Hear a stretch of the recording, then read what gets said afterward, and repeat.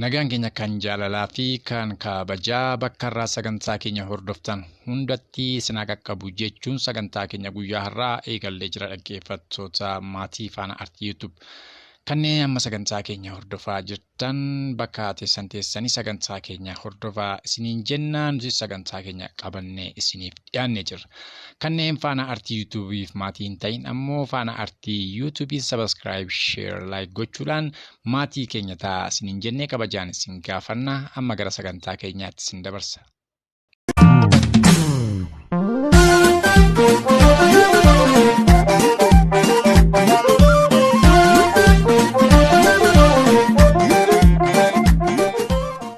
Egaa dhaggeeffattoota keenya sagantaa keenya eegallee jirra. Dippiloomaasiin Itoophiyaan mootummoota addunyaa waliin qabdu akka laafuu irraa kan ka'e qaala'insi jireenyaa ol ka'uudhaan beelli uummata biyyattii miliyoonii 6 olitti tilmaamamu waxalaa jiraachuu kanneen miidiyaa addunyaa walirraa fuudhanii gabaasaa jiru. Gogiinsi akkaan ammaate naannoo Booranaatti sa'a 2,000 ol jalaa fixuun uummanni Booranaa yeroo ammaa kana kiiloomeetirii 100 miilaan deemuu bishaanii fi waan loon isaa nyaatu barbaachuudhaaf miidhama guddaa irra ga'aa akka jiru karaa miidiyaa BBC Afaan Oromoo fi karaa OMN yaada isaanii ibsachaa jiru. Haga ammaatti mootummaa biyya bulchaa jiru biraatii gargaarsi tokko akka isaaniif hin godhamin jiru ifatti mul'isaa jiru. Kan loon keenya otoo hin taane lubbuu keenyaaf iyyuu akkaan sodaachaa jira. Daa'imman nurkatti dhukufachuu fi kanneen naannoo biraattis du'uu eegalanii jiru jechuun uummanni naannoo Booranaa jiraatan dubbachaa jiru.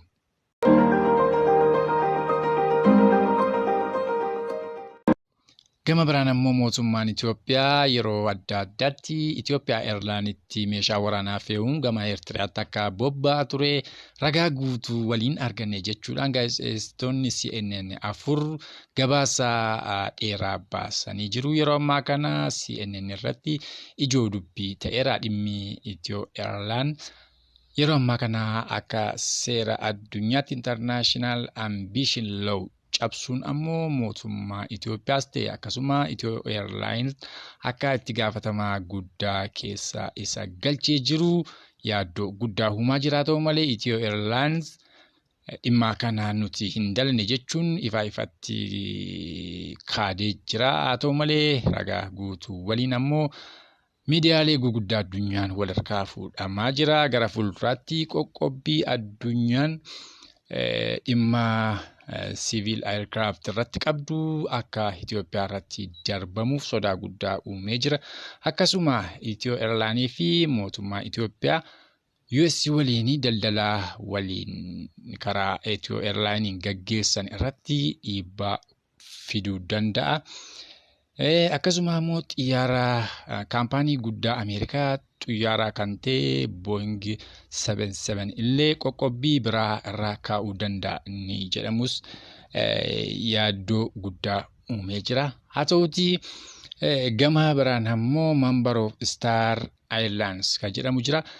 Kan walii galtee addunyaan itti walii galanii international Member of Star Islands kun ka ummati addunyaa xiyyaara ummati ittiin gara adda addaatti balali'u irratti kan walii galtee guddaa godhanidha. Yoo qoqqobbiin karaa sanaa dhufe ammoo Itoophiyaan mambarii yookaan ammoo gurmuu kana keessaa yoo baate addunyaarraa biyya tokkotti illee balaluu akka hin dandeenyee fi dhiibbaa guddaan akka irratti ga'uuf deemu ragaaleen tokko mul'isaa jira. Yeroo ammaa kanatti yoo Itiyoo Airlines haalli qoqqobbii Member of Star Islands kun qoqqobbii kana buuse ikoonoomii biyyattii guddaa kan qabee jiru kan galii guddaa galchaa jiru Itiyoo Airline'dha.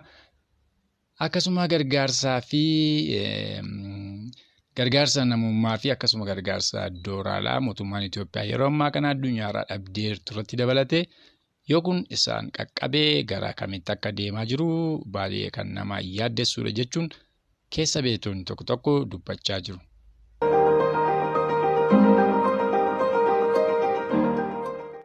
Gama biraan ammoo dhaabbata UN torba kan Itoophiyaan biyya isheerraa ariite irratti itti gaafatamaan dhaabbata United Nation Antonio Guterres mootummaa Itoophiyaa yookaan ammoo muummicha ministeeraa waliin dhimma kanarratti waliin dubbannee turre. Anis kan hin barbaadu deebii ragaa namoonni kun dhaabbileen kun badii balleessan irratti ragaa qabatamaan barbaada jedhee gaafadheen jira. Haga ammaatti garuu ragaa kana argachuu hin dandeenye. Mootummaan Itoophiyaa egaa seera ittiin dhaabbilee mootummoota gamtoomanii kana biyya ishee keessaa ariitu tokko hin qabdu. Kun seera ofiitti gargaaramuutu hin taane seera addunyaa cabsuudha.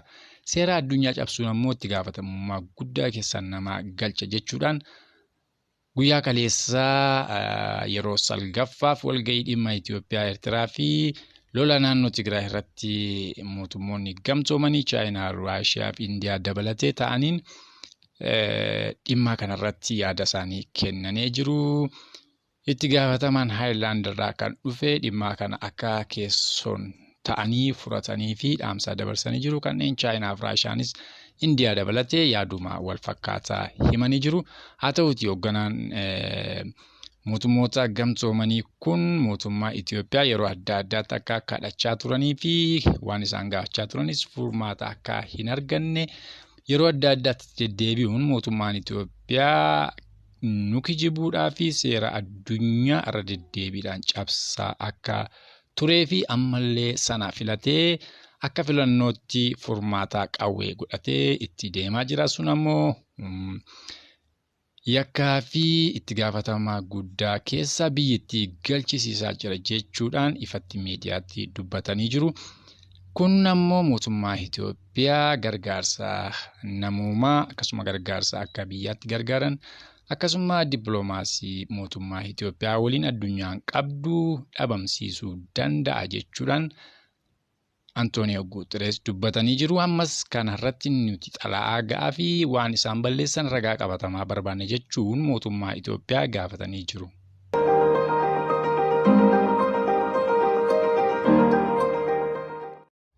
Aangoo waliif qooduun mootummaa Biltsiginnaa guyyaa kaleessaa gaggeessaa ture akka hanqeeqa jabaatu isaa mudate. Mootummaan Biltsiginnaa akkuma beekamu waggaa 3 biyyattii kan bulchaa ture. Haa ta'u malee lubbuun namoota 60,000 kanneen biyyarraa baqanii akkasuma immoo kanneen beelaaf saaxilamanii fi lola sabaaf saba gidduutti uumameen haga har'aatti wal waraansi karoota adda addaa itti fufee jira. Haa ta'utii mootummaan sana cinatti dhiisee aangoo waliif qooduu filatee haa turu malee aangoo walii qoodan sana keessatti bakka jijjiiran malee akkuma sirna wayyaaneen ijaartetti jiru sirna wayyaanee irrayyuu sirna badaa fi akkasuma sirna haqaa sabaaf sablammootaa waggaa 30 ittiin goyyonfamaa ture sanayyuu kaballeessuudha jechuun aktiivistoonni jajjaboon dubbii kanarraa dubbachaa jiru. Akkasuma miidiyaaleen guguddaa addunyaa dhimma kanarraa dubbachaa jiru. Itti aansuunis dhimmi ministeera barnootaa Biraanuu Naggaa paartii Izeemaarraa gamasitti dhufe akka qeeqaa guddaa isaa qaqqabsiisee jira. Namni afaan tokko biyya tokkoo fi akkasuma amantii tokko jedhee qabsoo qabsaa ture. Akkasuma ammoo yeroo mana hidhaa turetti hidhamtoota Oromoo achi keessaa turan yaada isaanii hubatee isaan irratti qabsaa'e malee namoota akka diina biraa hin qabu. Yaada isaanii eeggan beekee booda Itoophiyaa kun ni facaati jedheen akka qabsaa'u gamasitti qabsootti fufee jechuudhaan Piroofeesar Biraanuu Naggaa yeroo adda addaatti miidiyaa irratti dubbachaa turani. Akkasuma nama yaadaa fi qabsoo Oromoo itti ture nama dura dhaabbachuuf qabsoo qabsaa'e irraa aangoo ministeera barnootaa laachuu fi gamasitti kaadeensuudha isa jedhu kan waliin ilaallu ta'a. Haa ta'utii namni kun dhimma kanarratti dhimma barnootaa irratti bakka bu'uu danda'a isa jedhu waan yaaddoo fi wal shakkii guddaa keessa nama galchee. Akkasuma namoonni mana maree paarlaamaa keessaa turan namni kun sirrii miti bakka kanatti yaada isaa fi inni waliin hin deemu jechuun mormii isaanii dhageessisaa turan malee Abiy Ahmed achi keessa taa'uudhaan ija dimeeffatee Biraanuu Naggaa bakka sanatti ni danda'a godhuu danda'a jechuudhaan ija guutee afaanii qabsiisee jira warra achi keessaa gaaffii gaafatanii. Egaa kan waliin ilaallu ta'a.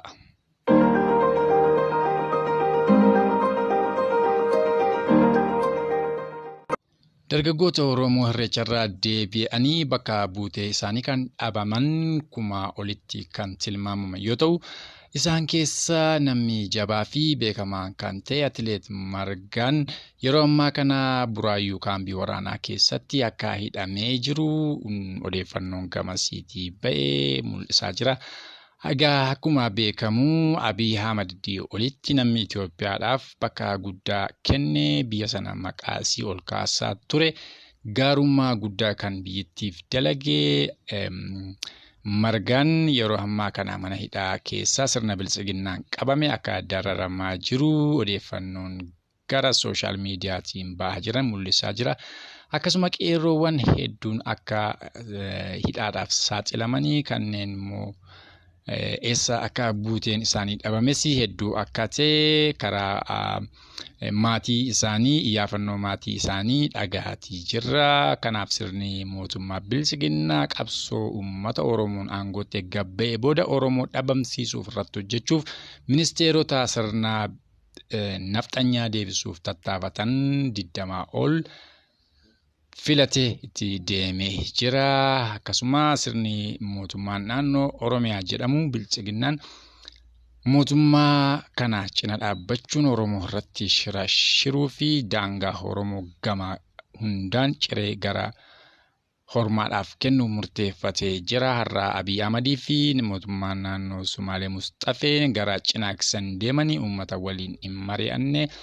Naannoo sana deemanii akka walitti bu'iinsi akkaan hammaatuuf godhanii utuu uummata hin mariisisin ofirraa deebi'anii sun ammoo maal mul'isaa isa jedhu karaa adda addaa yaada hundumtuu laachaa jira. Egaa isaanis egaa xiyyaaraan Cinaaksan ba'anii booda gara Jijjigaa deemanii kanaaf ammoo uummanni Oromoo naannoo sana dammaqinaan qeessaa fi daangaa isaa eeggachuu qaba jechuun dhaamsa keenya dhaamna dhaggeeffattoota keenya.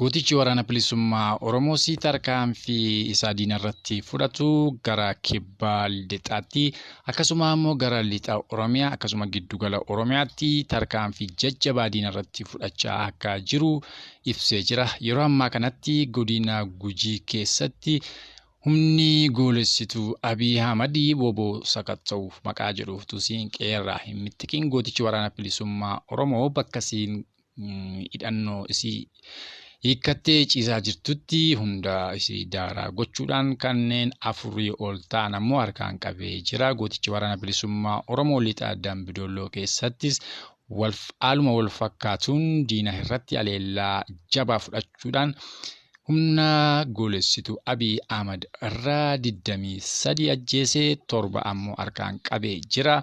Meeshaa gurguddaa laawuncheerii 2 dabalatee Snaayiperii 6 fi kilaashii 21 hiikkatee jira. Egaa waraanni bilisummaa Oromoo yeroo adda addaatti tarkaanfii isaa jabeessee itti fufee gara fuulduraatti deemaa jira. Uummanni Oromoos tumsaa waraana bilisummaa Oromoof godhu sakaleessaa caalaa jabeessee itti fufee jira. Uummati Oromoo sakaleessaa caalaa waan hedduun waan isa marsee jiruu fi dammaqina qabaachuu qaba, wal cina dhaabbachuu qaba. Beela irratti, lola irratti waan hunda irratti wal cina dhaabbachuu fi wal utubuun yeroon isaa amma akka ta'e uummati Oromoo jabeessee wal hubachiisuu akka qabu dhaamsa keenya dhaamman.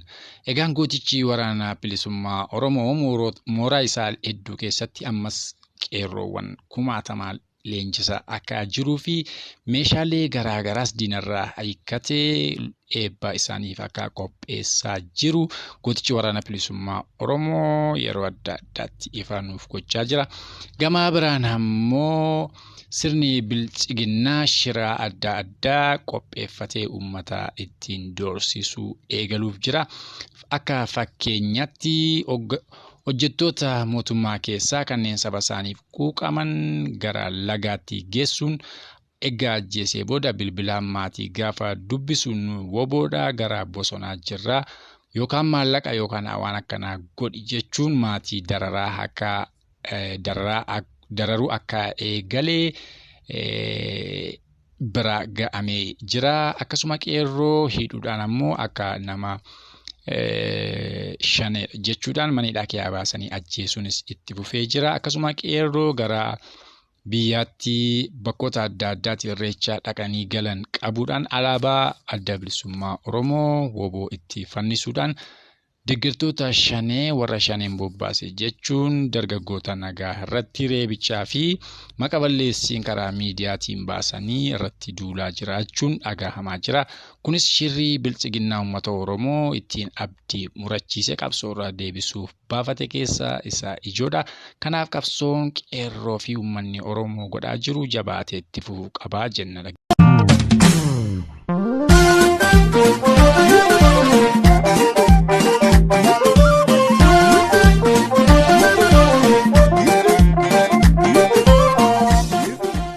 Egaa dhaggeeffattoota keenya sagantaa keenya guyyaa har'aa asuma irratti golobnaa. Sagantaa keenya itti aanuun akka walitti deebinu gamanumaa waadaa isiniif seenna.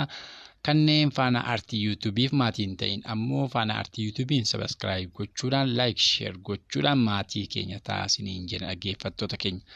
Haga walitti deebinuttis nagaan nuuf turaa horaa bulaa deebanaa isiniin jenna dhaggeeffattoota keenya.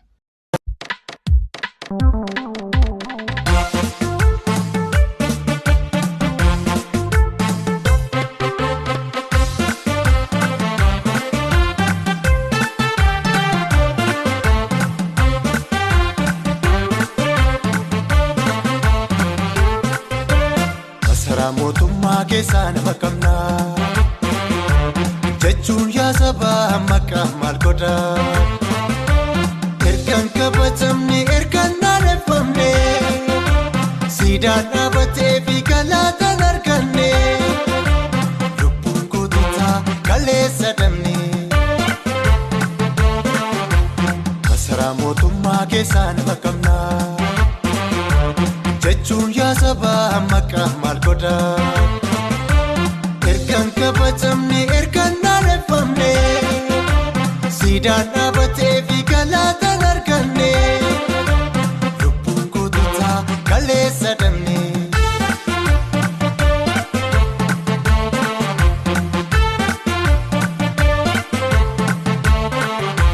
Lubbuun kunis taabil Mustafaa Hussein wareegamni jaallaggaasa wagii miila dhabuun kaffaaloo naafachuun magartu daa'imatti dhabnee maammu shilma guutu wareegamni qeerroo erga gatii dhabee Minilik bineensi nurratti faarfame birroo yaa birroolee dudhiistu moo walitti deebiinaree birroo yaa birroolee dudhiistu moo walitti deebiinaree birroo yaa abbaa birraa qeerroon Oromoo arras ni jira birroo yaa abbaa birraa qeerroon Oromoo arras ni jira qeerroon Oromoo arras ni jira karreen Oromoo arras ni jira nambaan naannolee arras ni jira nambaan Calankoo arras ni jira qabsootti fufuuf arras ni jira.